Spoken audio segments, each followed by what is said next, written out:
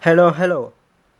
Let's see how to start record your macOS screen without opening the QuickTimePlayer. If you're going to use a QuickTimePlayer not directly, you have to go to your app launcher and run this QuickTimePlayer. After, in the top, you have to click this new screen recording and start the record. Instead of that, you can directly open the QuickTime screen recorder by pressing Command Shift and 5.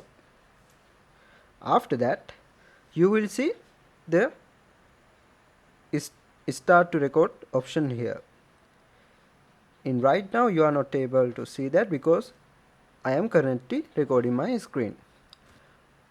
When you are going to record your screen, you can select the microphone here and setting some other things. Okay.